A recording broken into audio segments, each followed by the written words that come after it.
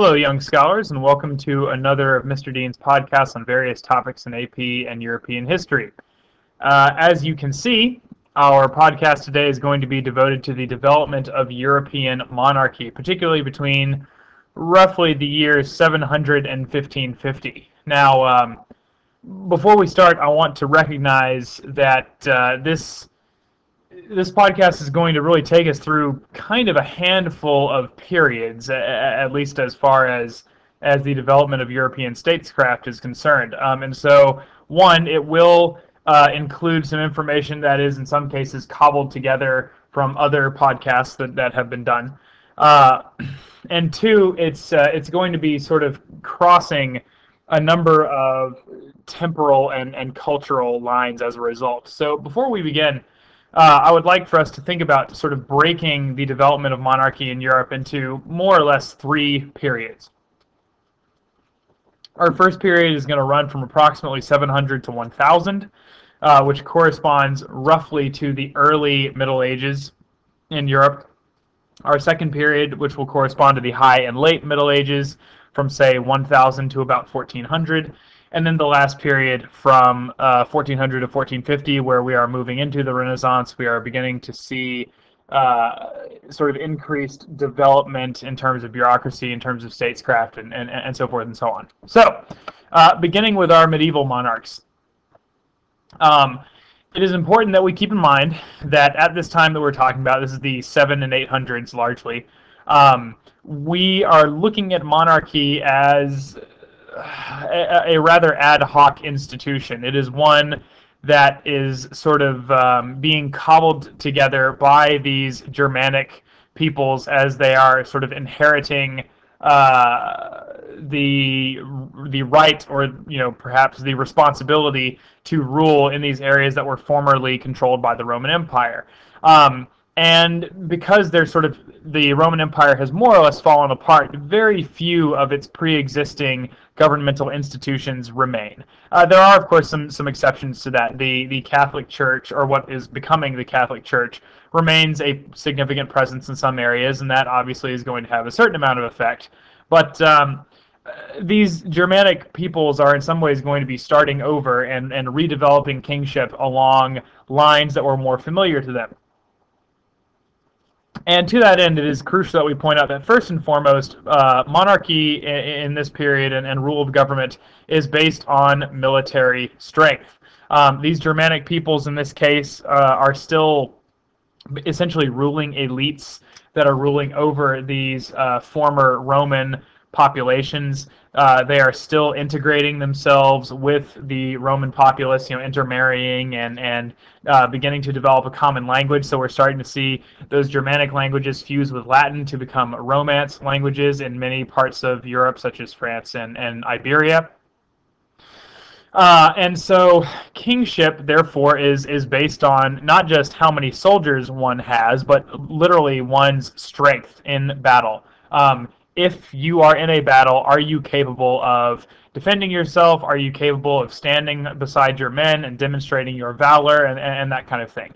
And this largely grows out of an organization that exists in pre-medieval German society that is called the Comitatus, or the War Band. Okay, so if we have a leader of one of these Germanic war bands who comes in, takes over this territory from the Romans, and then they settle down, they begin to start ruling it. By the time we get to 700, those leaders of those war bands, the leaders of the Comitati, have begun to assume some of the responsibilities of government, at least on a very loose scale. Now, because unlike the Romans, these Germanic war chiefs did not have access to the kinds of bureaucratic resources. They didn't have a particularly educated populace to work with. They didn't have a strong road system. They didn't have much in the way of infrastructure. And again, they still, in some cases, lack a common language by which to communicate with members of their populace. They are really unable to establish the kind of centralized administration that we saw out of a lot of the classical empires. And so, like what we see in, say, India in the post-classical age, we're going to have decentralized authority. And the way that these kings are going to accomplish this is in the 7 and 800s, they're going to begin developing these sort of methods of delegating authority in their lands to others, which is eventually going to become feudalism. Feudalism, of course, being that political relationship in which a lord, in this case the king, exchanges rule over land for military service. So if I am the king, I give you a piece of land, which is called a fief. You then rule that land, and in this period, you can pretty much do anything you want with it. If you want to tax them heavily, if you want to tax them lightly,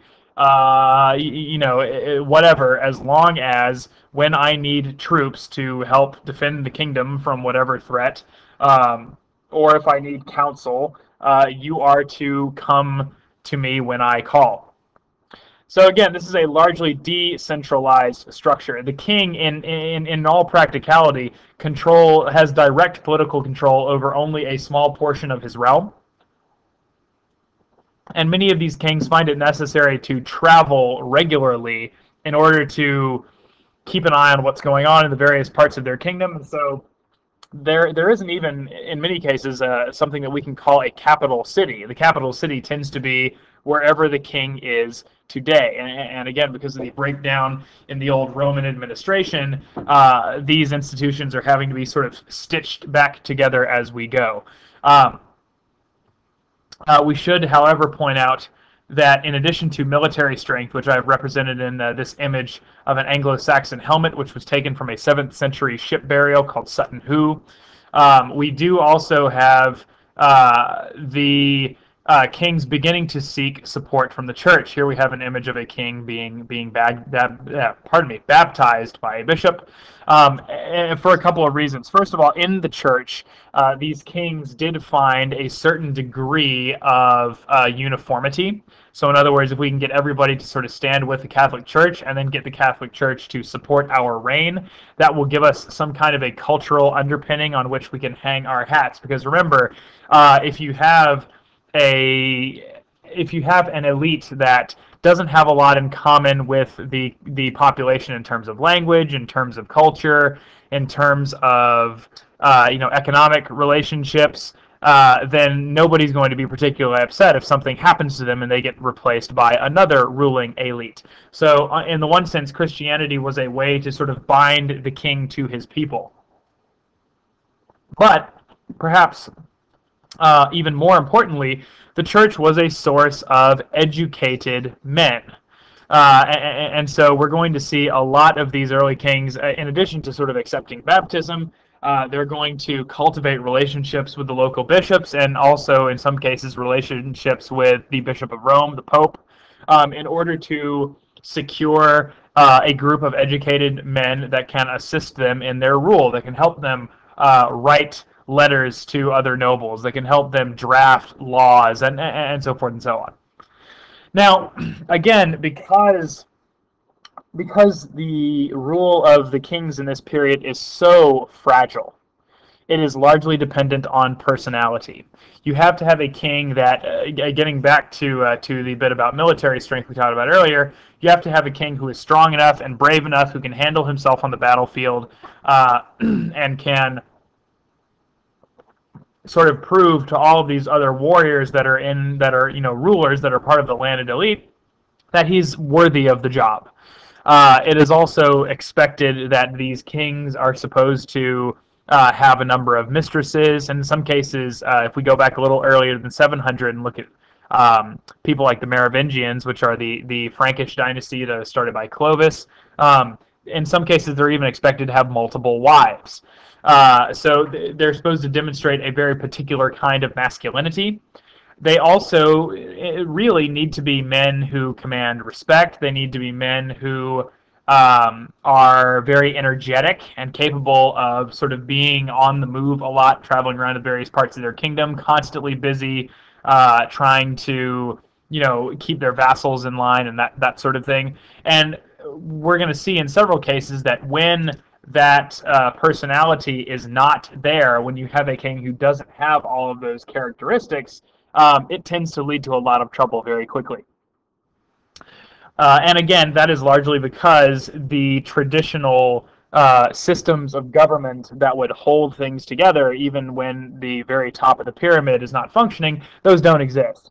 And so a king's ability to sort of maintain his government really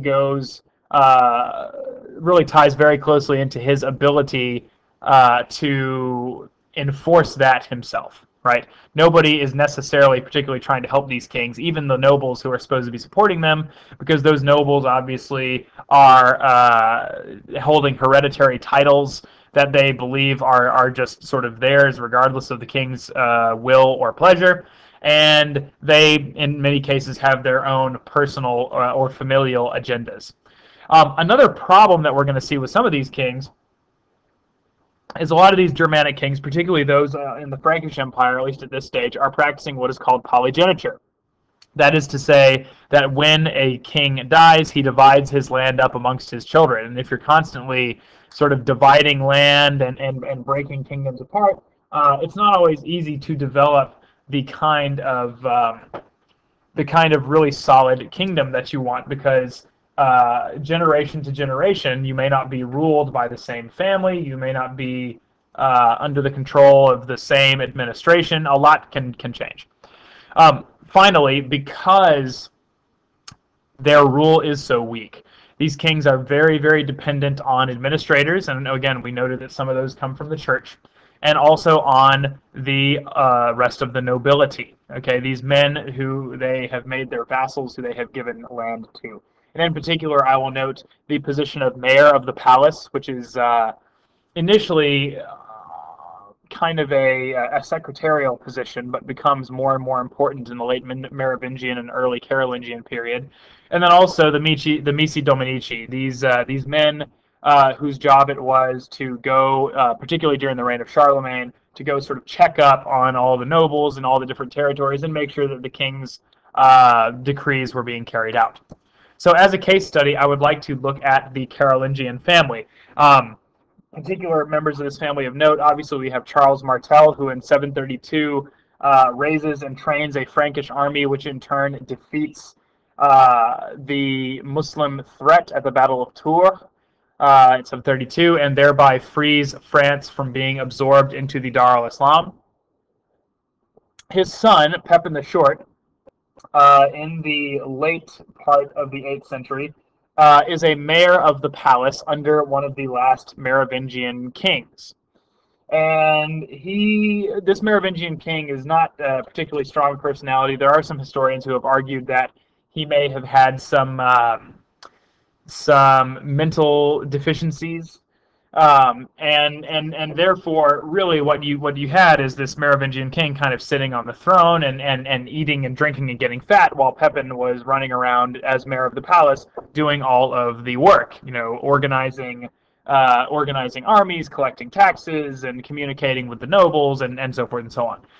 And so Pepin actually writes a letter to the Pope in which he says, just hypothetically speaking, if we're in a situation where we have one person who's claiming the throne and then one person who's actually running the country, who should actually be in charge? And the Pope says, well, the person who's actually doing the work, the person who actually knows what's going on.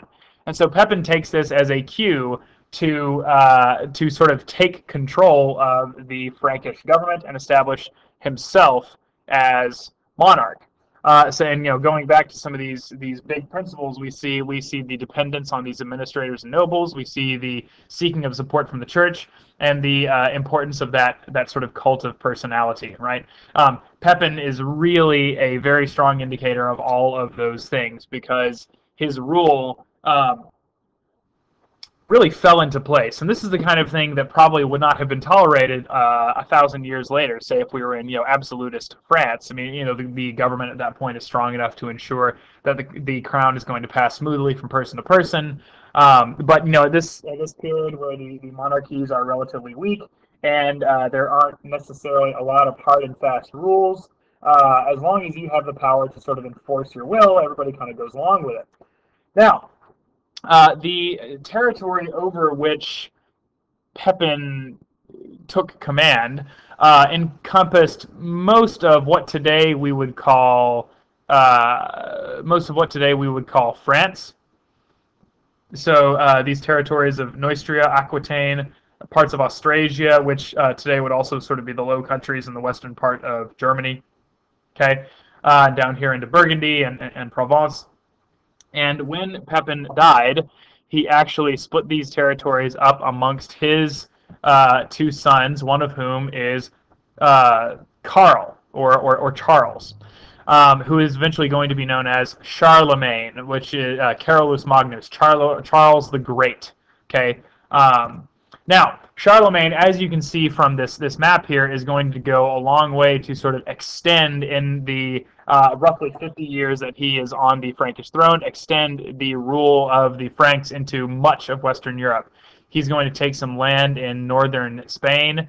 He will conquer the kingdom of the Lombards and some territories in what is today Bavaria, Carinthia, Saxony. So busy guy, first and foremost.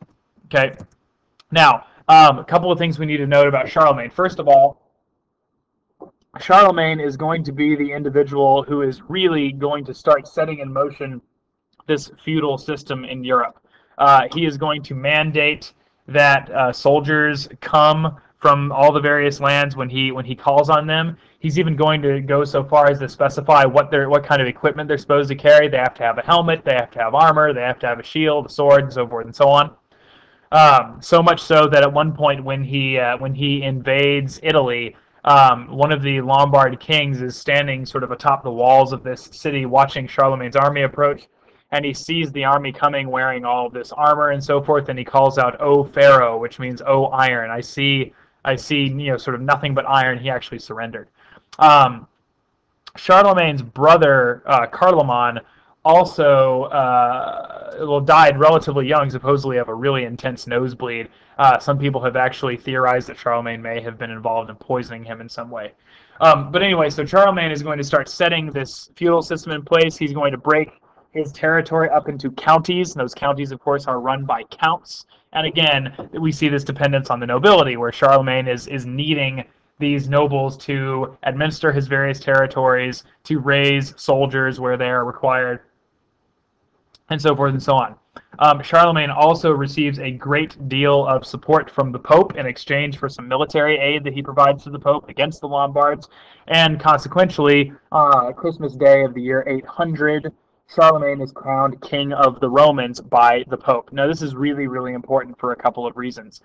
One, it demonstrates that during Charlemagne's time, and I would argue indeed throughout much of the rest of the Middle Ages and even into the early modern period, people in Western Europe are going to be seeking a return to the stability and prosperity of the Pax Romana. And they're going to be looking to old Rome as an example. And so when people take this title, King or Emperor of the Romans, that obviously has a very specific connotation in terms of what it means that they are trying to achieve. Also, I think we need to take note that there is already a Roman Empire that exists in the East. And the Byzantine Empire in this stage are still referring to themselves as Romanoi, or Romans. So certainly this would have demonstrated quite literally the fact that the Pope is failing to recognize the Byzantine Emperor's authority as an emperor of the Romans in the West, given that we're sort of putting Charlemagne up as this new king of the Romans, right? Charlemagne also relies heavily on the Missi Dominici, these men who work for him, whose job it is to go sort of conduct these audits, to check up on all of the counts, make sure that they are doing their job.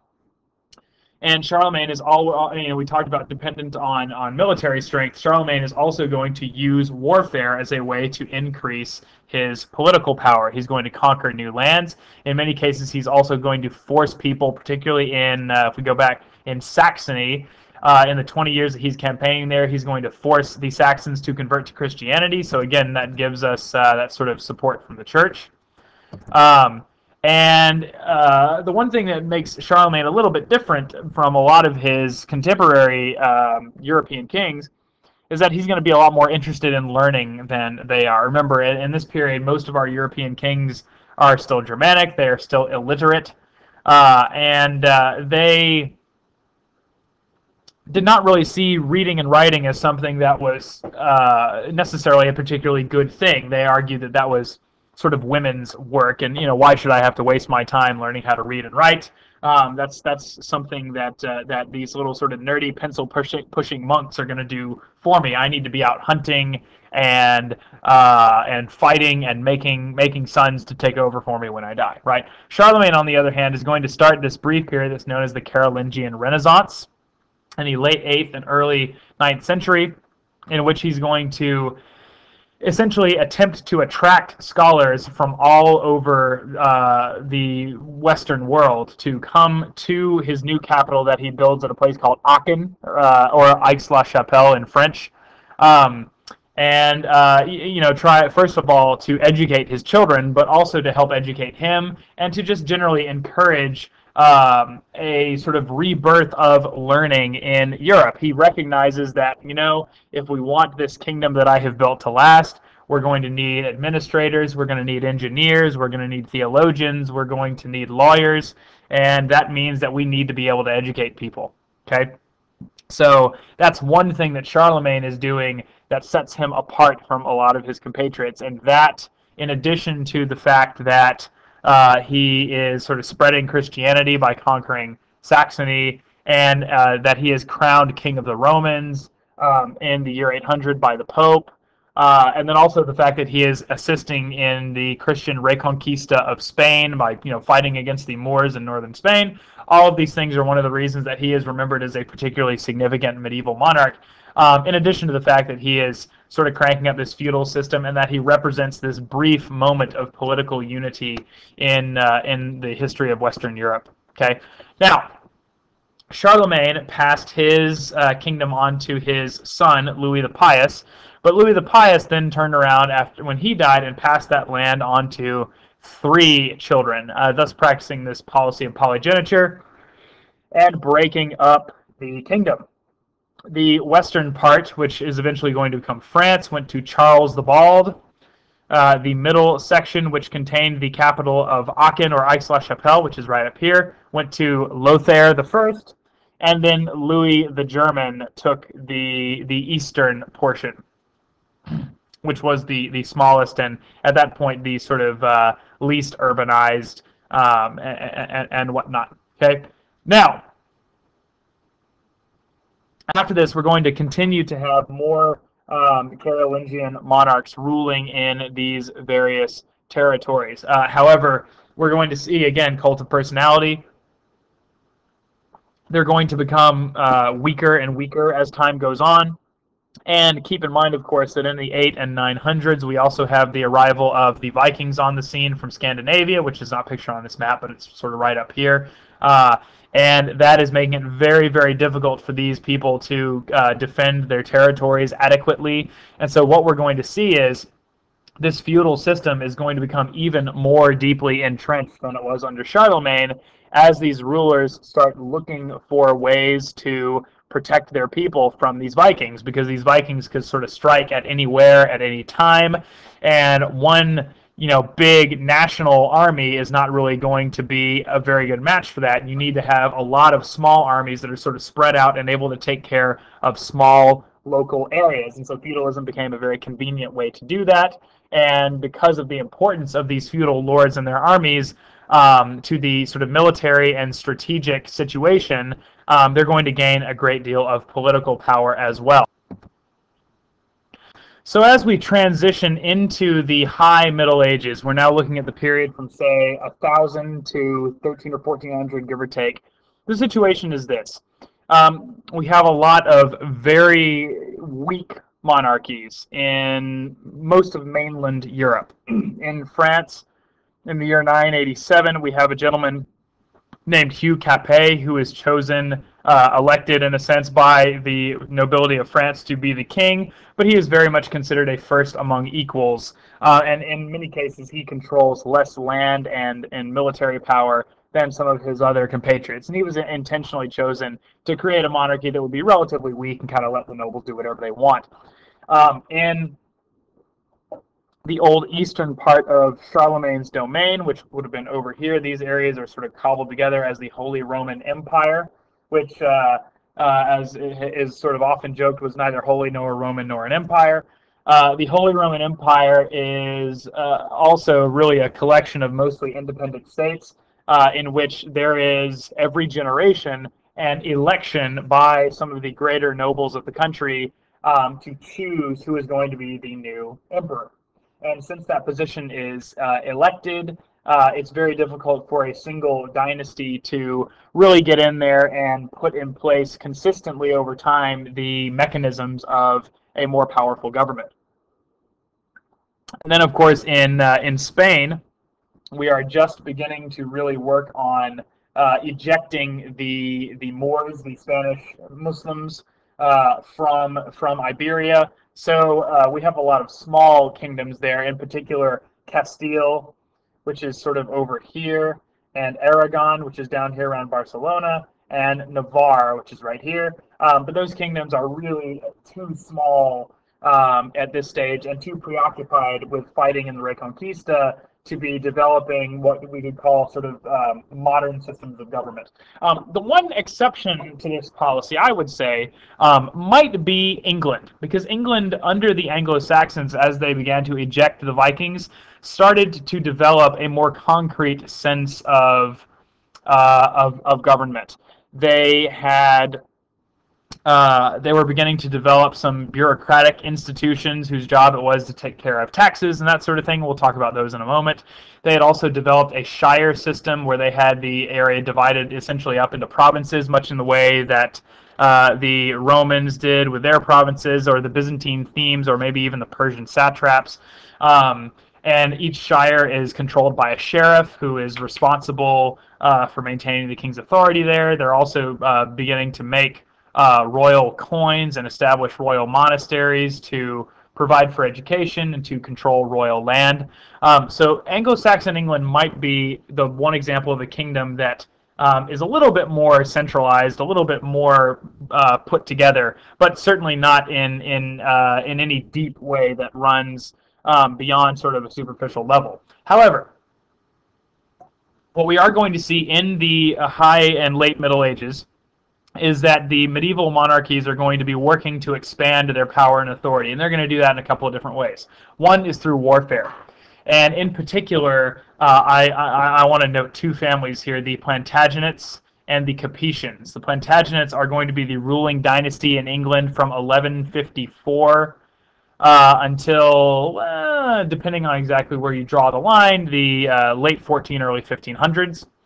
And then the Capetians, starting with Hugh Capet in 987, and then continuing on into the 1300s, will be the ruling family in France. So we have England on the one hand, we have France on the other, and both of these families are going to be constantly fighting not only each other, but in some cases their own vassals as well, as they sort of struggle for dominance over them. We're also going to see a lot more dynastic marriage in this period.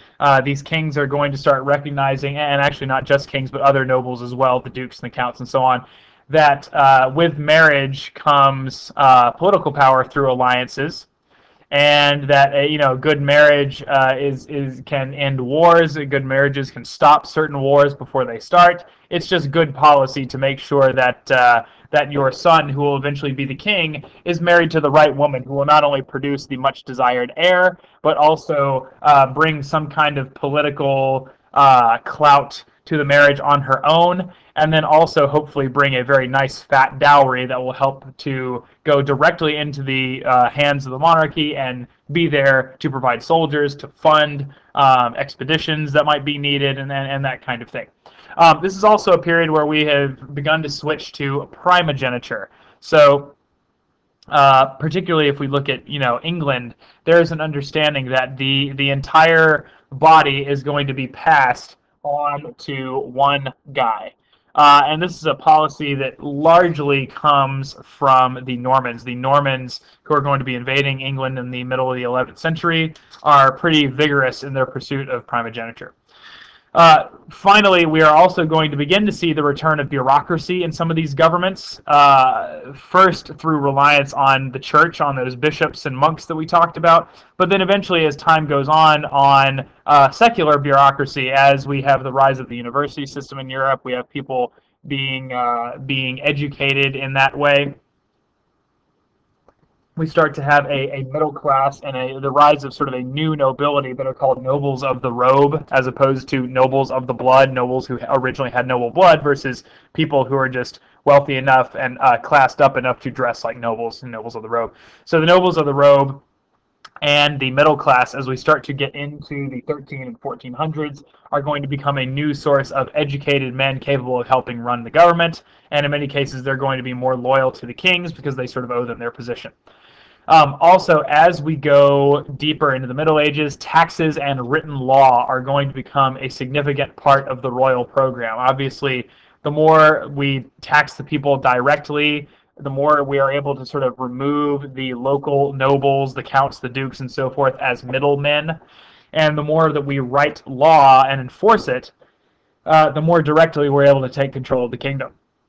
Then, perhaps the last development that we're going to see in this period is the development of nationalized professional armies. Okay, towards the end of the Middle Ages, we're going to be getting rid of that traditional feudal nobility, which the kings began to see as increasingly disloyal and unreliable and ineffective as the technology of the time is going to change. And they are going to be replaced by these new armies in which we are drafting thousands and thousands of men, often from the lower classes, or hiring mercenaries. And even though the generals, the leaders of these armies, will in most cases still be your dukes and so forth, we're removing much of the nobility from their role as fighters and folding them more into the role of supporting the royal government. So I'd say during this period, across Western Europe, we're going to see a general trend of transition toward greater centralization. That doesn't necessarily mean that we're headed straight there on the most direct path, because we're certainly not, but that's the direction in which we are moving. Now, while these kings are working to expand their power, however, they are going to run into some snags, because there are going to be a lot of other people in medieval society who are actually working against them, who want to keep the monarchs weaker and less able to sort of project their authority. First and foremost amongst those is going to be the Catholic Church. The Catholic Church, although it has always had a role of sort of shepherding the flock spiritually, in the medieval period, because the monarchies are not particularly strong, and because Catholicism is the only thing that Western Europeans really have in common frequently, the church is going to see that it has a very direct role to play in terms of ensuring sort of peace and order and tranquility in Europe, and to that end, it's going to attempt to co-opt a lot of power. We're going to see examples of this in things like the investiture controversy that occurs in the late 11th century between Gregory VII and Heinrich IV, the Holy Roman Emperor, Pope Gregory VII, that is.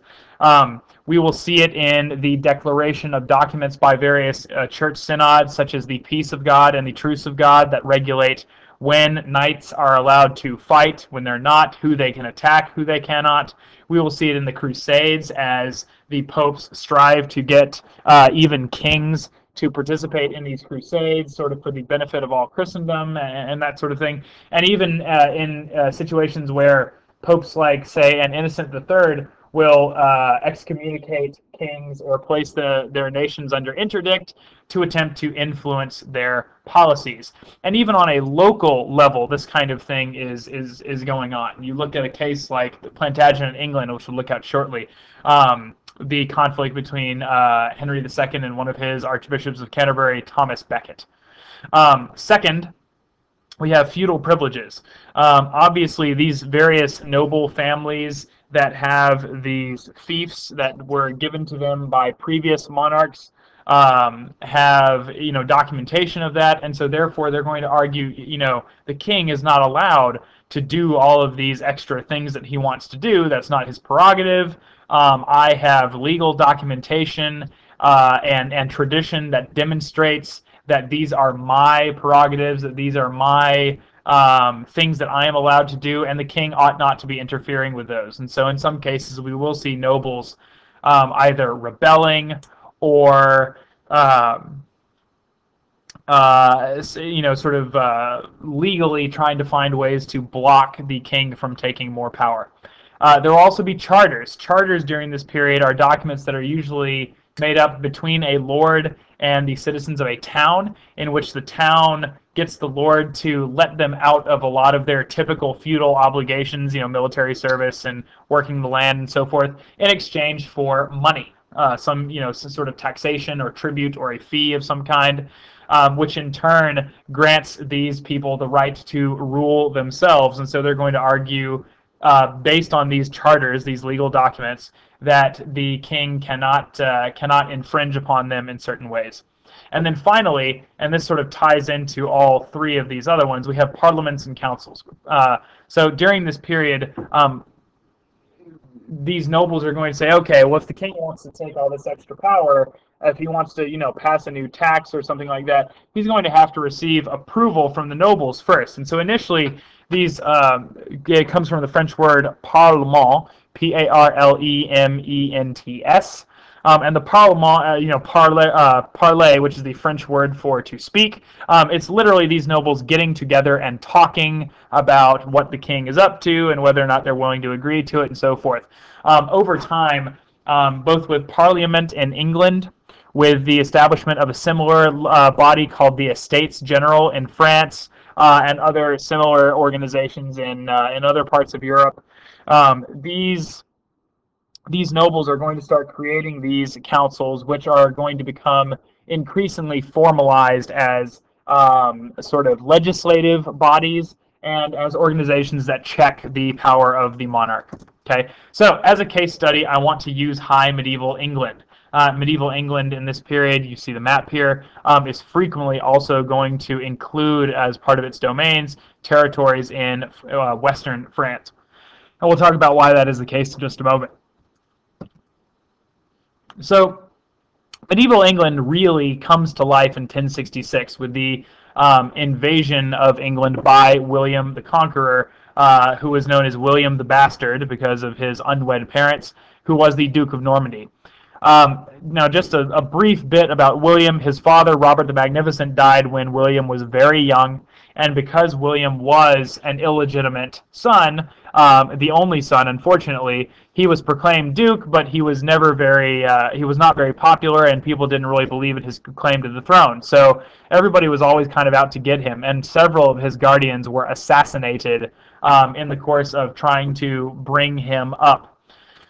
He finally defeated all of his recalcitrant vassals in a battle called Val-les-Dunes, and after that became sort of the undisputed Lord of Normandy, and as a result of all the trouble he had with his vassals when he was young, he was always desiring to rule in a very centralized way. He married a very wealthy and high-blooded woman named Matilda of Flanders after she had famously rejected his first marriage proposal on the grounds that he was a bastard. He supposedly went to Flanders, grabbed her by the hair, and slung her to the ground as vengeance for his insult, at which point she agreed to marry him, for what reason I do not know. William was also related to the King of England, Edward the Confessor, and when Edward Confessor died in 1066, William argued that he should have been made the King of England because he was closest in blood relation to Edward. Well, the Anglo-Saxons didn't much care for that. They elected a new king named Harold Godwinson instead of William, and William responded by invading the country and taking Harold on in a battle to defeat him and become the king himself. Fortunately for William, Harold's army was also having to deal with a Viking invasion in the area around York, in northern England, and as such was not really able to bring his full strength to bear against William when they fought on October the 14th, 1066, at a place called Hastings in southern England. This is a crucial, absolutely must-know date, ladies and gentlemen. 1066, the Norman conquest of England by William the Bastard, who, after he completes his campaign, becomes William the Conqueror. Now, in terms of sort of looking at these trends in kingship, there are a couple of things that we need to point out. One, William in the 1080s is going to assign his people to work on a project of immense scale, and that is called the Domesday Book, in which William is going to send people around to all corners of his kingdom and essentially take a census. He's going to want to know who owns this land, how much land is it, how many villages are on it, how many plows are on it, how many cattle, and so forth and so on. Because obviously, if you want to rule and run and tax a country, you need to know what is there. Okay. Luckily for him, as I mentioned before, England was a little bit more centralized than some of the other kingdoms, and so William was able to co-opt several Anglo-Saxon institutions, namely the Chancellery and the Exchequer. The Chancellery is an office that is run by the Chancellor, and the Chancellor is, in many cases, kind of the king's second in command. One way that I have heard it put that I particularly like is the king rules the country while the chancellor runs it. So the king is sort of a big idea guy. I want to start a war. I want to raise a tax. I want to build a road. And the chancellor is the guy who goes and talks to the right people and greases the right palms and, shakes all the right hands and pays the right bribes and, that sort of thing to make the king's will happen. And so the chancellor is very, very important. He is, in some ways, a precursor to the institution of the prime minister, which obviously is very important in modern Britain. And he is a guy who just helps the whole government run. He's crucial in that way. The Exchequer then is an organization, and you can see the root word check there. The Exchequer is an organization that is, sort of impartial, responsible for the treasury and the maintenance of the money, the maintenance of the mints. And this is something that the chancellor is very closely tied into as well, the maintenance of the king's treasury and keeping the record books and all that sort of thing. So the combination of this Domesday Book that is made at William's behest with the use by the Normans of these pre-existing institutions, the Chancellery, the Exchequer, the Shire system as well, are going to mean that England from 1066 onward is going to be probably the best organized and best run kingdom in Europe, far more so than France. Even though France is a great deal bigger, France's monarch is a great deal weaker and will continue to be so for the next several hundred years. Also, William is going to introduce feudalism to England after he conquers England and kills most of the Anglo-Saxon nobility in 1066, the Battle of Hastings, and then subsequently kills some more of them when they are caught rebelling against him throughout the 1060s and 1070s.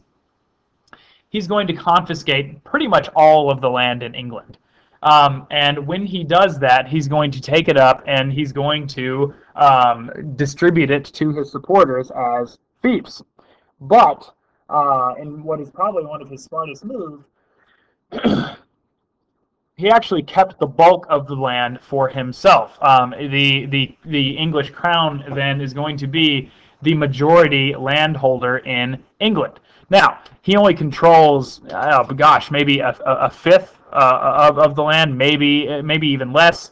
But unlike the French king, who actually controlled fewer resources than many of his vassals, the English king is always going to be the most powerful landholder and therefore have the most access to money and troops and that sort of thing. And that's going to help maintain the king's authority as well. And then also, the Normans are going to start castle building in England on a large scale. Not only on the royal level, but on the level of the local fiefs. Some of these dukes and counts will be building their own fortresses in various parts of the realm. And that's going to go a long way to ensure that the elite is able to stay in power. Because remember, much like those Germanic peoples we talked about, these Normans do not have a lot in common culturally with their Anglo-Saxon subjects. They speak French while the Anglo-Saxons are speaking Old English. They are somewhat more continental in their culture, in their tastes, in their sensibilities. There's actually going to be some minor disagreements between the Norman and Anglo-Saxon clergy in terms of how Christianity ought to be pursued. So it's going to be kind of rough going, and having those large castles there are going to be constant reminders to those Anglo-Saxon peasants of who is in charge. And I cannot move past William the Conqueror without making a note of the Bayeux Tapestry. His half-brother Odo, the Bishop of Bayeux, is going to commission this tapestry to tell the story of the Norman invasion of England, almost like a giant comic book. It is going to be actually a really nice tool for historians, because it is going to show how these men fought battles, how they loaded ships, and so forth and so on. You actually see William here. It says, "Here is William the Duke," astride his horse. There was one point during the battle at which his men thought that he had been killed, and so he took his helmet off in order to show himself to his men and inspire them, let them know that he was still alive, so that the battle would continue and they could be victorious. This is a lovely piece of artwork. It is currently hanging in a museum in Bayeux, which is in Normandy in northern France. I would highly recommend that if you ever get a chance to visit Normandy, that you go see it. It really is beautiful. Now, after a power struggle between William's sons, William is eventually, after his son William II rules for a time and then is killed in a quote-unquote hunting accident in the forest of Dean, where he is hit by a stray arrow. William the Conqueror's youngest son, Henry, is going to come to the throne as Henry I. And you'll notice here in this image that Henry is holding a church and a sort of a booklet, which I believe to be sort of a booklet of laws, which should be demonstrating a great deal about the way that he rules. Under Henry I's rule, England is in really nice shape. Everything is kind of settled down under the Normans. They're running the country effectively with the Domesday Book, the Exchequer, the Chancellery, the establishment of these various sort of feudal states to sort of disseminate power down onto a local level. And Henry I is actually known as Beauclerc, the good law writer. So he's also a man who is taking a lot of interest in the running of his kingdom. He's being very directly involved in more ways than one. In addition to all of his law writing and hunting and so forth, Henry I had 22 illegitimate children by a number of different women. So definitely a ladies' man, and a busy one at that. Unfortunately, he only had a single legitimate son, who was also named William, and that William, the eightheling, or the sort of prince, the crown prince, dies in a drunken boating accident in the early part of the 12th century, and as a consequence, England is left without a male heir. Now, Henry I attempted to get the barons to acknowledge that his daughter Matilda would follow him as a queen of England, and Matilda, who actually was quite prepared for the job, having already been married once to the Holy Roman Emperor Heinrich V, but having been married for a second time to Geoffrey, the Count of Anjou. We'll look at that in just a moment. Having basically grown up around kings and rulers, having a lot of experience both in warfare and in politics. But this is not a period during which women are seen really as those who can run a kingdom. And so despite their oaths, when Henry finally dies, most of the Norman, or I should say Anglo-Norman barons at this point, are going to leave Matilda and elect her cousin Stephen of Blois as their new king. And there's actually going to be an approximately 30-year-long civil war between these sort of two factions, Matilda's faction and Stephen's faction, over who's going to control England.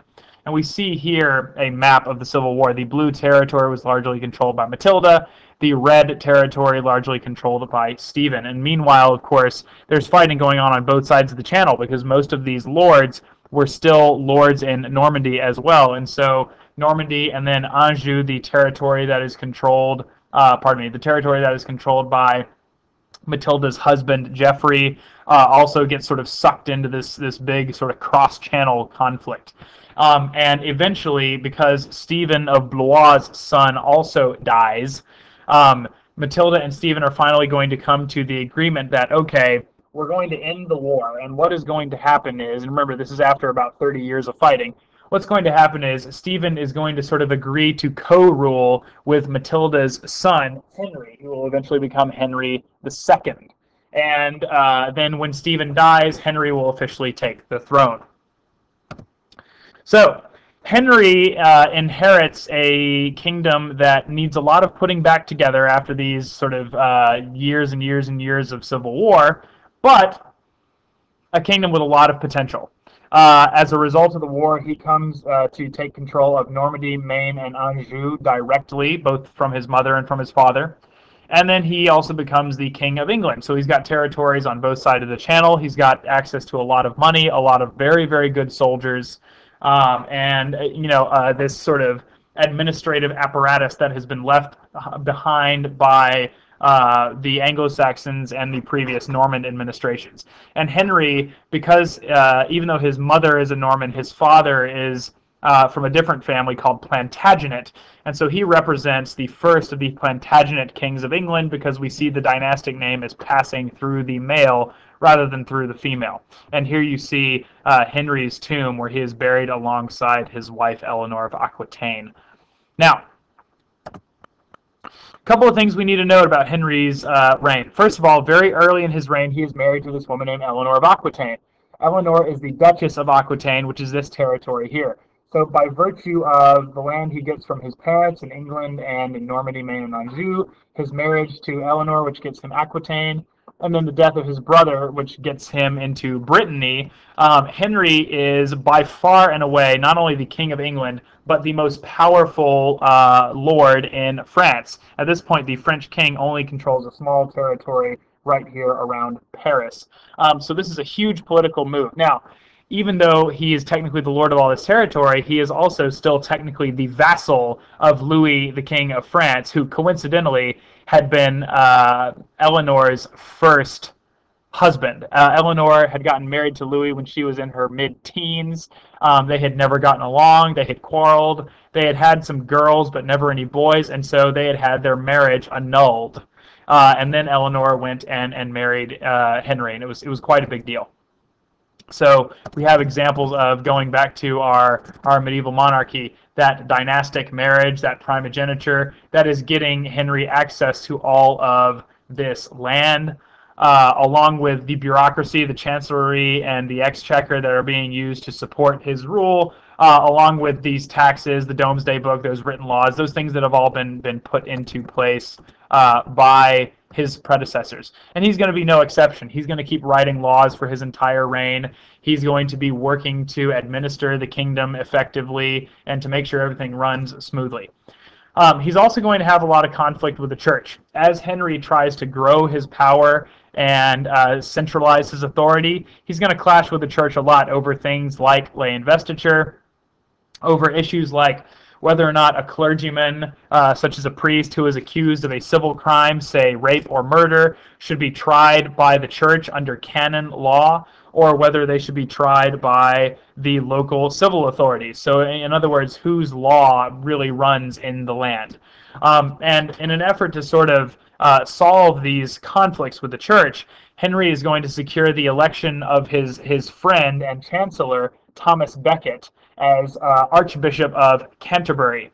Unfortunately, once Thomas Becket takes that post, he is also going to start defending the interests of the church, and he is going to have a lot of conflict with Henry, which is going to frustrate Henry immensely because they had been such close friends, and Henry feels very betrayed.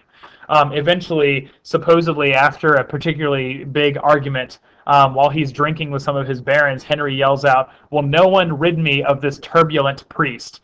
And a bunch of Henry's knights take that as sort of a a tacit order to assassinate Becket, which is exactly what they do. They go to Canterbury, they assassinate him, and he is subsequently declared to be a martyr and a saint by the Catholic Church. Henry is also going to capitalize on his vassals having invaded Ireland during this period. Some of his vassals who basically got bored of fighting the Welsh decide to sail over to Ireland and start conquering there. And so eventually Henry is going to arrive as well and declare himself to be the overlord of Ireland and sort of get all these Irish kings to bow knee to him because his army is so much more powerful than theirs. In order to further cement his authority, Henry is also going to divide his land up amongst his sons. He will give some of these larger territories, such as Aquitaine, such as Brittany, and Lordship of Ireland, to his sons, in particular Richard the Lionheart and Geoffrey, his son, who is, of course, named after his father. Not a lot of creativity with the names here. And John, who initially did not have any land, and everybody made fun of him and called him John Lackland, like John lacks land. He has no land.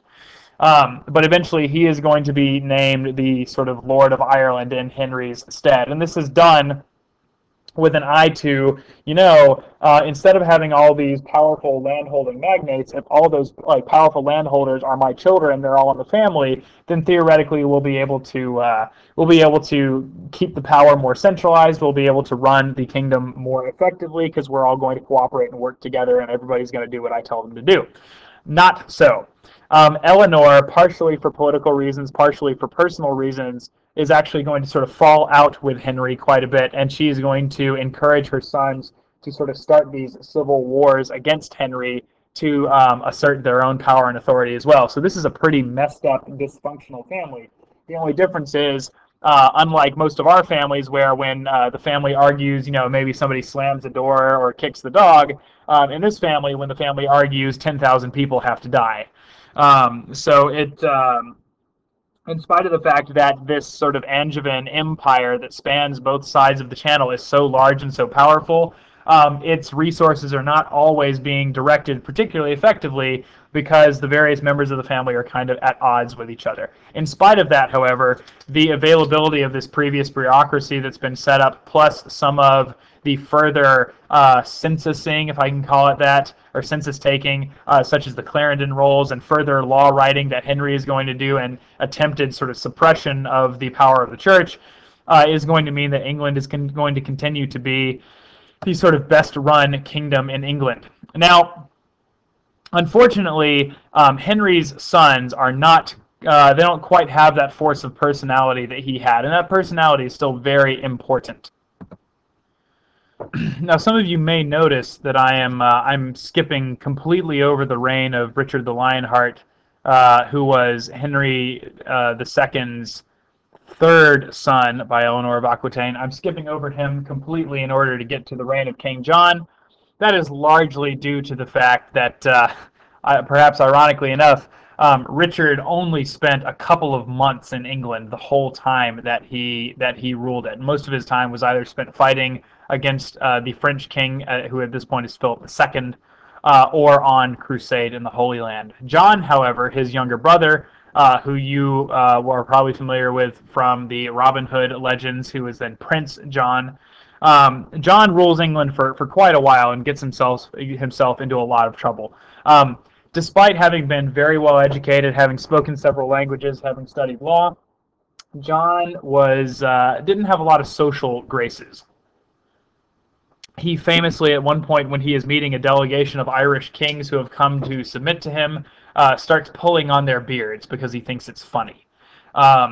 He played a lot of practical jokes at really sort of inappropriate times. And he also, when he became king, he took a wife named Isabel of Angoulême, who was from territories in Aquitaine. And supposedly, instead of working on running the government, for the first several months of his marriage, he went on what you might call an extended honeymoon, where he basically spent every day in bed with his new and very young teenage wife. He was about 40 at the time. Much to the chagrin of all of his barons and advisors, who are like, all right, it's all well and good that he is so lustful for his young bride, but he's not doing his job. He's not running the kingdom.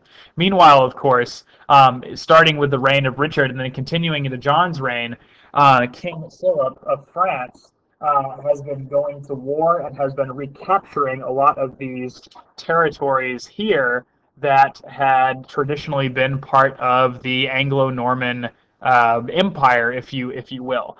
And as these various landholders, these noblemen who, remember, hold land in both Normandy and Anjou and England, as they start seeing their realm being slowly sort of chipped away by the French king, they become increasingly frustrated with John, and they threaten rebellion if he doesn't get his act together. So finally, in 1215, they meet at a place called Runnymede. It's basically just a big field. And the nobles force John to sign what is called the Magna Carta, or the Great Charter. Now, if we go back to our sort of medieval monarchy and restrictions to their power, we talked about the fact that the sort of feudal privileges are being defended very carefully by the nobility. We also talked about the fact that these towns have these charters, have these parliaments, and councils are starting to be formed. In the Magna Carta, we kind of see all of these things. John was famous for ignoring sort of rule of law and liberty, for imprisoning people who disagreed with him and that sort of thing. And the English nobles finally say, listen, we might be willing to tolerate this if you were doing a real bang-up job, if you were winning the war with France, but as much as you're screwing up, we are going to constrain your power. And so what they do, they force him to sign this document, the Great Charter, which is, the idea was, let's take this notion of like enshrining the liberties of a town with regard to their lord in written law, and let's extend it to the national scale. So this is another one of those, like 1066, this is an absolutely must-know event. Okay, 1215 Magna Carta, etch it into your minds forevermore, because it represents one of the first attempts at like true written constitutional government in Europe. And even though it doesn't outline the way that the government is supposed to function and all that sort of thing, it does lay down some ground rules for things that the king can and cannot do. For example, the king is not allowed to hold people in jail without giving them some kind of a trial by a jury of their peers. And you remember, this is a pretty huge concept, and it continues to build on the legacy of facing one's accuser and that sort of thing that's laid down in older Roman law, right? So it's continuing that legacy as well. So for the first time, even though the kings have traditionally not had a great deal of power in Europe, they weren't really constrained by law in a meaningful way. But now we have a document that says there are certain things that the king cannot do, and there are certain liberties that he cannot take away from the nobility. And of course, this document is eventually going to be extended to all Englishmen, is going to become one of the cores of the English Constitution. Now, an interesting side note here, one sort of little bit in this document that is also particularly important is it also says everybody has to follow these laws, including the church. So even though it limited the king's power with regard to his relationship with the barons, it did give the king, within the context of the law, a certain amount of power to turn the tables on the church. And this is going to be very, very important as we move into the late Middle Ages. So incredibly important document, Magna Carta. I'm going to skip over John's son, Henry III, as well, and come straight to John's grandson, Edward I. Edward I, incredibly fascinating monarch, very long reign, grew up during what was essentially a civil war when the nobles were continuing to rebel against his father, Henry III. So grew up very tough, grew up as a military commander, fought on several crusades. At one point, he beats an assassin to death with a chair in his bedroom at night while he's in the Holy Land. Has a wife who gives birth 17 times over the course of their marriage. Unfortunately, because she accompanied him on all of his campaigns, and frequently she was probably giving birth in a muddy tent somewhere. A number of her children do not survive to adulthood, but nonetheless, very fascinating couple in and of themselves. Now, a couple of important things are going to happen under Edward I. Under Edward I, the English crown is going to firmly conquer and maintain control over the nation of Wales, which is, go back to our map, right over here. So this is now like fully integrated into the English kingdom. Um, and he's also fighting a lot in Scotland, and so we're beginning to see. And remember, we've already got some mainstay in Ireland as well. So we're beginning to see that sort of English hegemony over the British Isles that will eventually lead to the establishment of Great Britain. That's starting to happen under Edward in ways that maybe it had kind of sputtered under some of his predecessors, but now it's a big thing. Also, one of the sort of agreements that Edward works out with the nobility, who are still kind of frustrated by the fact that he's taking more authority than they think is really allowed, and the fact that he's basically asking for tons of tax money to pay for all these wars, not only in Wales and Scotland, but also in France, as he continues to battle for his feudal privileges there versus the French king. And also the fact that as he takes over Wales, he goes on this rash of castle construction where he's building all these fortresses. That requires a lot of money. He has to go to the nobles for taxes a lot, and so they are more and more often wanting to meet to discuss these taxes. Remember, we talked about the establishment of these sort of councils of nobles as legislative slash auditory bodies to sort of check the power of the king. That's happening during this period, and this is the period during which we really start to have what we can call an official parliament in England. Okay, and parliament is beginning to become a sort of perennial institution. They're beginning to meet more regularly. Their role, their relationship to the king is becoming more clearly defined, and so that's very, very important.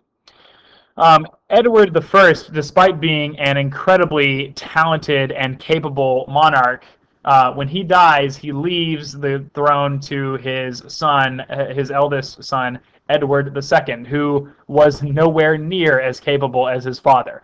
Edward II had a little bit too much of his great-grandfather John in him. He really liked to play inappropriate jokes. He also really liked, for some reason, he liked to dig ditches, which was not seen as an appropriate pastime for a king. I mean, a king should be out going to war and hunting and running the government and having sort of illicit sexual liaisons with as many women as possible, and that kind of thing. And so Edward was not popular for that reason. But more to the point, the historical record seems to indicate that Edward II was homosexual, and he has these rather public relationships with several different men in his court over time that are known as his favorites. They're called his favorites in the source material. And obviously, this is not a time during which homosexuality is accepted in Catholic Europe. So he was also really looked down upon for that as well. Now, in an attempt to secure their holdings in France, Edward I had married his son, Edward II, to a French princess named Isabelle de France, okay, Isabel of France. And she came over, she married Edward, and then very quickly found out that he was a lot more into his favorites than he was into her. And despite the fact that they managed to sort of do their requisite political duty and produce a son who would eventually become Edward III, they did not get along. Supposedly, Edward II gave a lot of Isabel's sort of crown jewels and personal belongings to his favorites. He spent a lot of her money on getting clothes for his favorites and that sort of thing, and generally sort of alienated himself from her at almost every turn. And she was furious. She wrote letters to her father, the King of France, who at this point is Philip the Handsome, protesting her treatment of him, or pardon me, his treatment of her. And this all made a very public scene of sort of all of the problems of Edward II's reign. On top of this, of course, he is also sort of reviled by the English nobles for bungling the campaign against the Scots and allowing the Scots to sort of reassert their independence that his father Edward had worked so hard to take from them. And because of the problems with Isabel and the letters she's writing to her father, his relationship with France was becoming sort of stormier by the day. And again, the English nobles were willing to tolerate a lot of stuff as long as the kingdom was strong, as long as you were doing a good job, as long as you were winning the wars and so forth. But when you're not, they're not as willing to stand by and let it happen. Well, amidst all this, Isabel says, you know, if you will let me go to if you will let me go to France, I can smooth over all this stuff with my dad.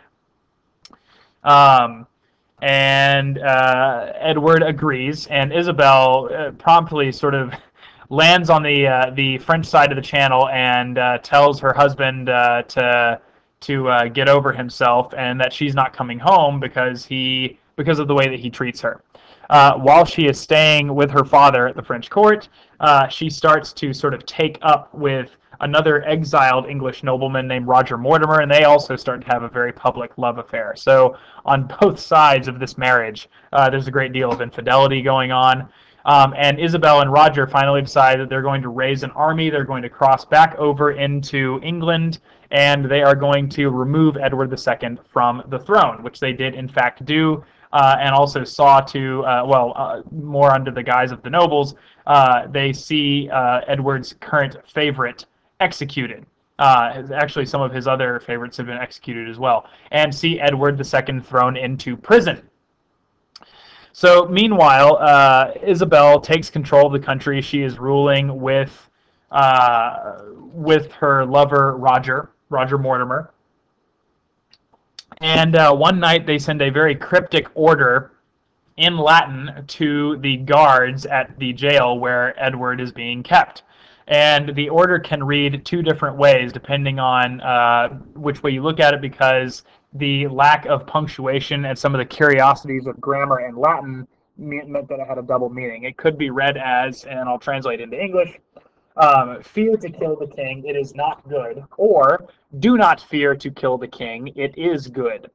So these jailers decide to take the second meaning. Supposedly they held Edward down, and because he was homosexual, they assassinated him or murdered him by inserting a red-hot poker up his rectum and burning out his internal organs, and then had him buried. And obviously, this killing of a king who is considered to be sort of a god-anointed monarch was a huge scandal, and Roger and Isabel pretend, of course, that it's not their fault and that it's just a misunderstanding. There is, however, and this is just sort of an interesting side note that I tell you because it makes for good trivia. There is a historian who found some documents in a monastery in Italy that offers an alternative explanation, and that is that Edward II's death was actually faked, and that he was smuggled out of the country and essentially sent in exile to this Italian monastery where he lived out the rest of his days. That theory up to this point has received some attention, but hasn't been universally accepted by the historical community. So there may always be a hint of we don't know there, but it does seem that he was killed. Anyway, all that said, Isabel is then left in sort of supreme command in England along with her lover Roger Mortimer. But eventually her son Edward III is going to, after several years of asking where daddy's gone, is going to rise up and actually overthrow her. He will have Roger Mortimer executed, and Isabel will be basically locked up in a castle in Norfolk called Castle Rising for the rest of her life, to sort of live out her days also as an exiled former monarch. Now, here's where things get interesting, and I will actually take stock here for a moment to go back to our sort of list of characteristics. Think about the way that these dynastic marriages between Elizabeth and Edward are sort of playing a role here, because now that Edward III is King of England, through his mother, he also is tied to the throne of France.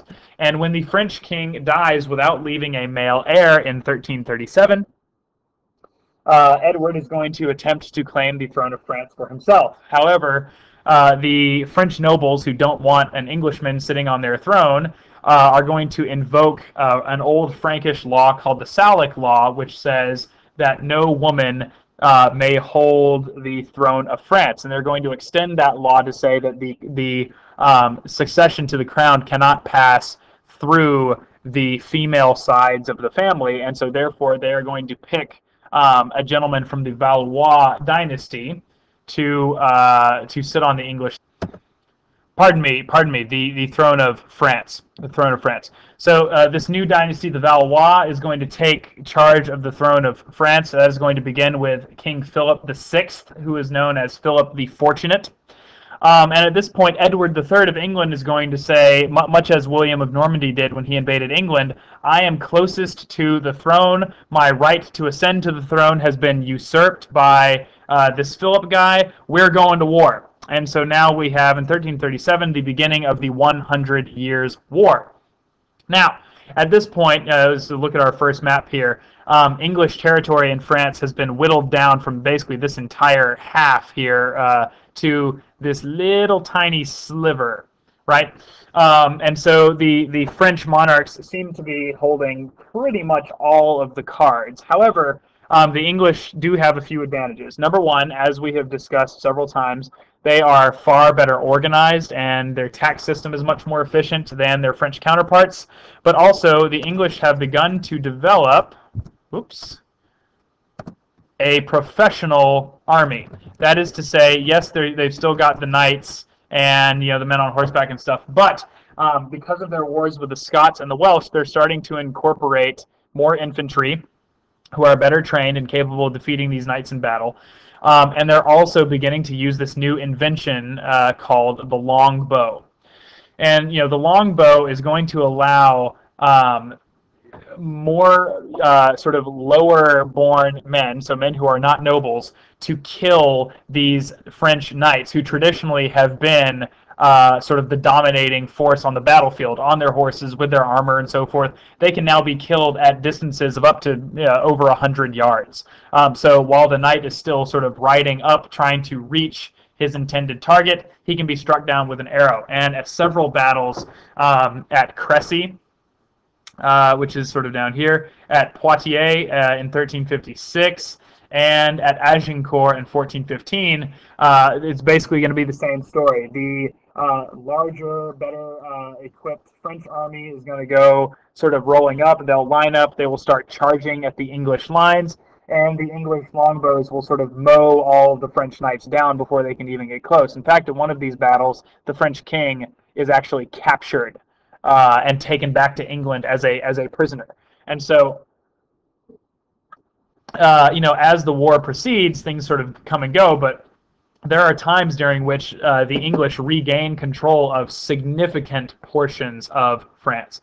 Unfortunately, despite their military advantages and despite their sort of more efficient political administration, England is just not as big as France is. They can't replace their losses as quickly, and so after 100 years, more than 100 years of off and on fighting, in 1453, the war finally ends with the English having given up all except for this tiny little port city of Calais right up here.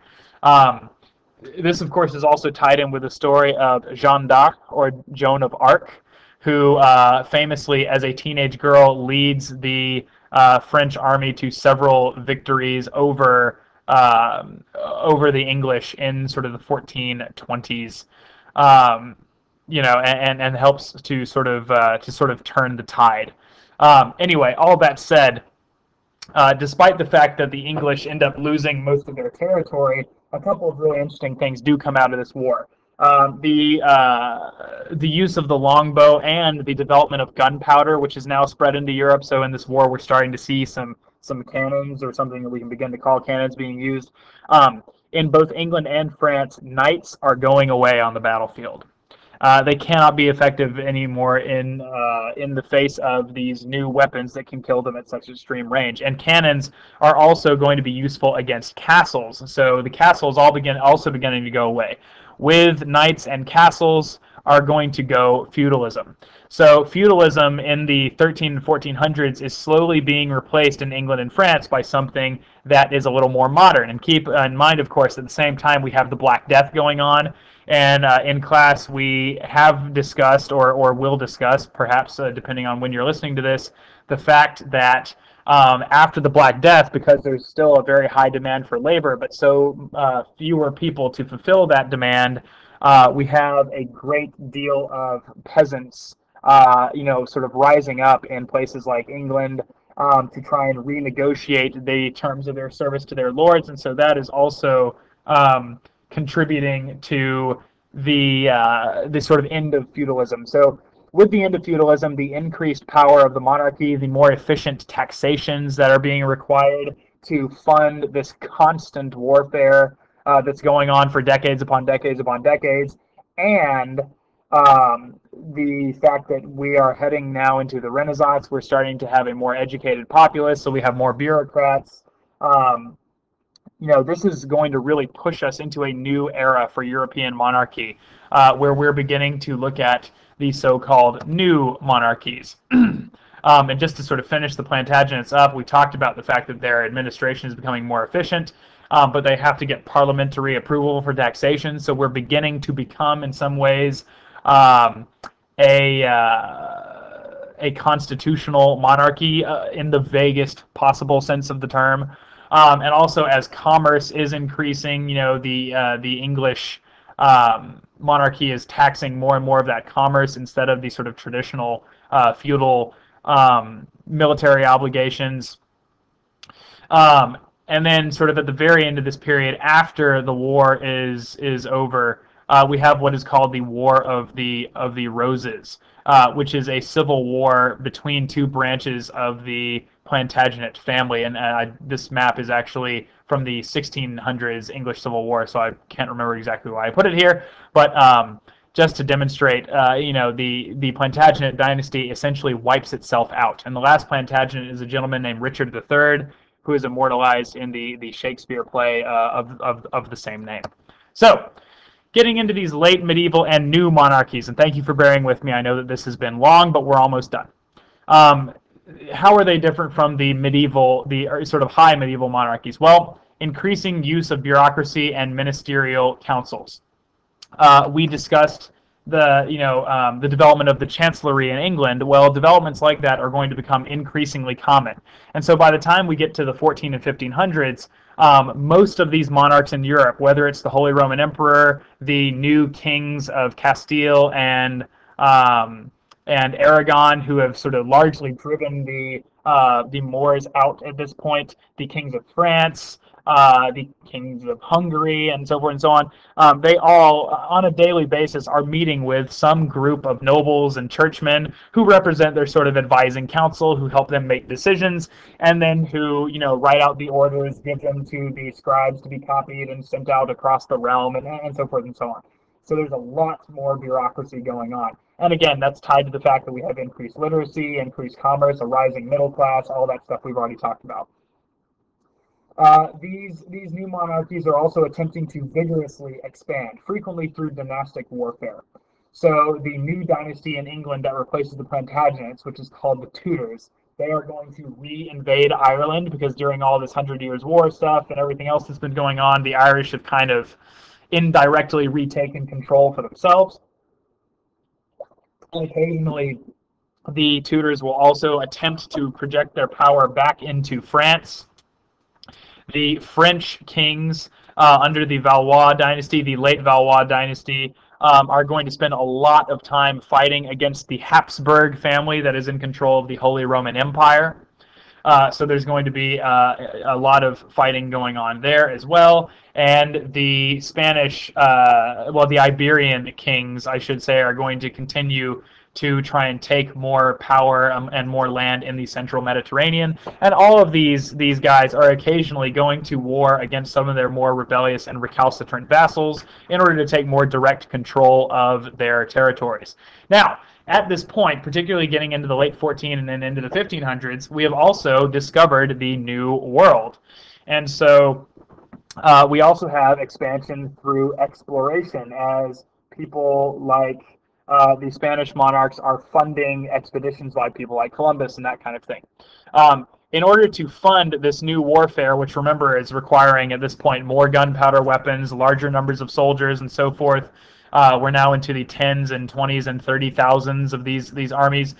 We need more direct taxation, and we need higher taxes on everything. There is a death tax. There is a hearth tax. There is a port tax for coming and landing in ports, which, by the way, the English monarchy is actually going to extend even to places that don't have ports, that are in the middle of the country. All kinds of little things that they can put taxes on. Taxes on imports, taxes on exports, taxes on ships, taxes on roads. Anything that these monarchs can find a way to tax in order to get the money for the wars and for the development of infrastructure and for these expeditions to the New World, anything they can do. So lots of taxation. We're going to see that continuing into the absolute monarch era as well. Increasing power over and versus religious institutions and increased secularization. In the wake of the Avignon papacy of the 1300s, the French church is going to develop this notion called Gallicanism, which is essentially that the French church should be controlled by the French. And so they're going to stop sending money to the Pope, this fund that was called Peter's Pence. They are going to the French king is going to start taking more control over who becomes bishops and that kind of thing. So we're actually seeing sort of a rebirth in some ways of simony and lay investiture. And that kind of business. In England, during the Protestant Reformation, Henry VIII is actually going to break his church away from Rome and establish the monarch as the head of the English church. Okay, and these kinds of things are going on. That of course, Henry VIII is a very extreme example, but things like that and the Gallicanism in France are going on all over Europe. And in general, because the church lost a lot of its clout and authority during the Avignon papacy, because there is widely recognized corruption in the Renaissance church, there's just increased secularization. Those are things that we're all going to talk about socially, sort of with the Renaissance, so I won't necessarily deal with it here. Also because, two reasons. One, these monarchs are attempting to develop a stricter sense of national identity in this period, to hold these sort of disparate territories together culturally. They begin to sponsor a lot more art and a lot more sort of cultural enterprises. Francois I, who is pictured here, of France, is going to sponsor some literature and some attempts at standardizing the French language. And this is actually going to continue into the modern period because he recognized that having a national language, having a national mythos was going to be important to establish a true national monarchy. The same thing is going on in other places, and even in places that aren't run by kings. I mean, obviously, the Renaissance, there's not a solid monarchy in Italy, but people like the Medici and the Borgia are sponsoring all kinds of art stuff. Also, the sale of government offices. Again, the monarchs need a source of money. Sometimes they don't want to have to go to the Parliament or the Estates General or somebody else like that to get it. So they are going to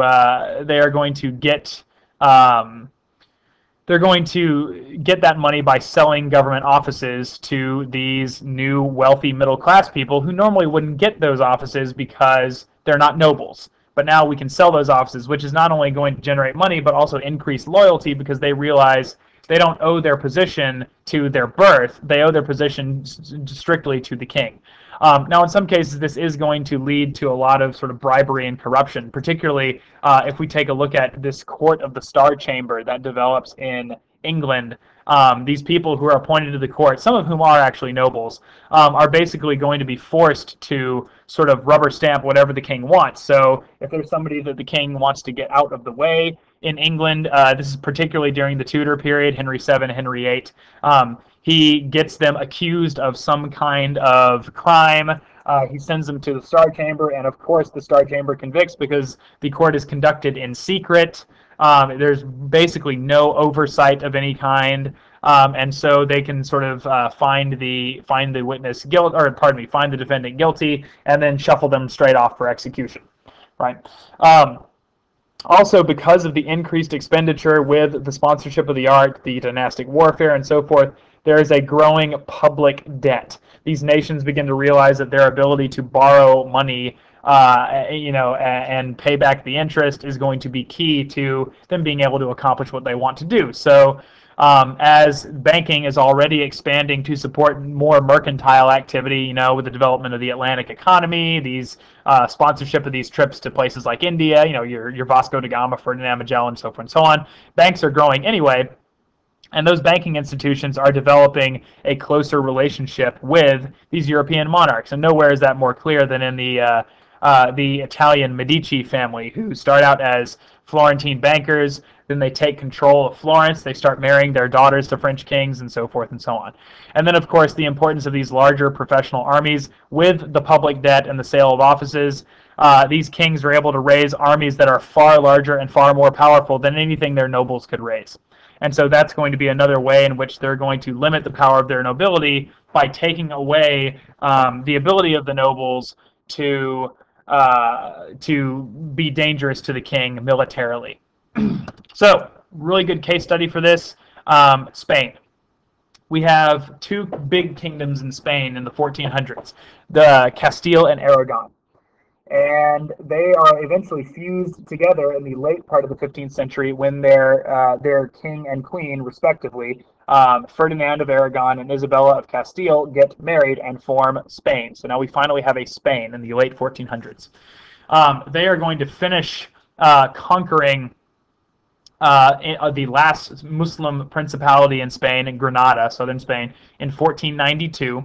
And after that, they're going to start expelling religious minorities. So again, if we're thinking in terms of these characteristics, control over the religious institutions, creation of a national identity, we're going to be Catholic, darn it, and anybody who doesn't sort of follow along with our beliefs on religion had better get the heck out.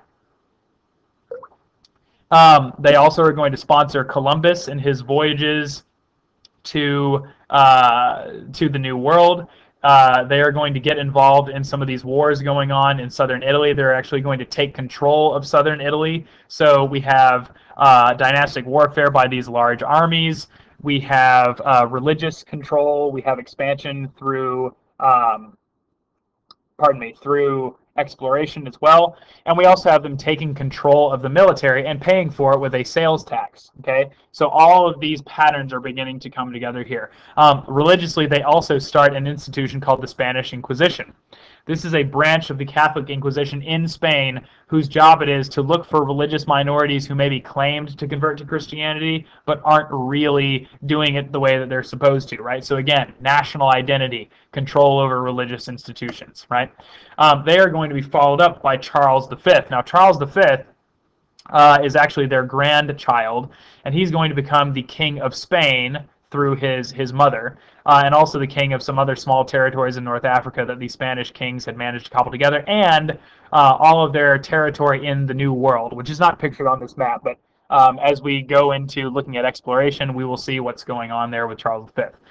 He also, through the kingship of Aragon, takes control of this part of Spain, the Balearic Islands, Sardinia, and southern Italy, and the area around the Duchy of Milan. And through his father's side of the family, he becomes the Holy Roman Emperor. So all of these Habsburg territories become his, and all of these areas in sort of like the tan color, I guess, even though they're controlled by their own princes, because remember the Holy Roman Empire and the electorate, they are nominally under his overlordship. So Charles overnight becomes the most powerful man in Europe, with a territory that's even greater than that of Charlemagne.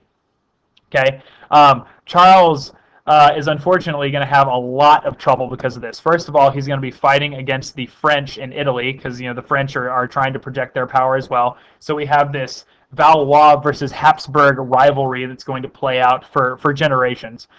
He's also going to be seeing himself as the protector of Christianity against the Turks, who are over here in Anatolia and the Balkans and are beginning to sort of steadily push up into Europe. And so he's fighting the Turks a lot. He is going to pass that role on to his son Philip, who is going to continue to fight the Turks as well. So he's fighting the French, he's fighting the Turks. There's also this little thing called the Protestant Reformation that's starting to go on during this period when Martin Luther pins his 95 Theses to the door of the church. And Charles is a very, very Catholic monarch, so he's also attempting to put down the spread of Protestantism and fighting some of the Protestant nobles in Germany in these wars of the Schmalkaldic League in the 1500s. So we have that attempted suppression of Lutherans. He also calls a court together to try Luther at the Diet of Worms, but eventually he is forced to sort of give in and sign this Peace of Augsburg, which is going to give the right for some religious toleration to his German subjects. So his attempts at controlling religious institutions are ultimately going to fail, but he is attempting to follow those same sort of rules that the other new monarchies are following. However, he is maintaining the Inquisition in Spain, so that continues to be a thing. Ultimately, the Habsburg control over all these territories is going to break apart when Charles abdicates. When he gets older, he just gets too stressed out and too worn down, and he's going to sort of separate the kingdoms back up, give them to different people. But we'll get to that story later.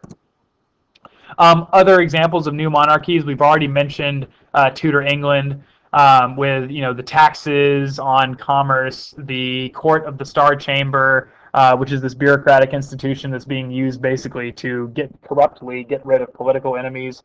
We talked about Valois, France, where we have Francis sponsoring reform of the French language. We have Charles VIII invading Italy and attempting to expand through dynastic warfare. We're going to take a lot more look at the Holy Roman Empire later in the course when we look at the wars of religion and all that sort of stuff.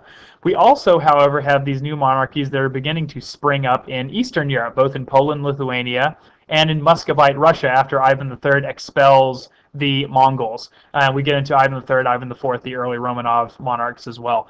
Now, these monarchies are not going to look quite like the others. They're way behind economically. Feudalism in Russia won't be entirely abolished until the 1800s, and the nobles in these two countries are a lot stronger. So they're not going to have the leeway that some of the Western monarchs are going to have to enforce their power because of that. But we are going to see the introduction of the gunpowder weapons, the increased taxation, the development of more bureaucratic institutions to try and sort of hold everything together, attempts at creating national identities, and the sort of molding of the culture and all that sort of thing. So all those things are going to be happening as well.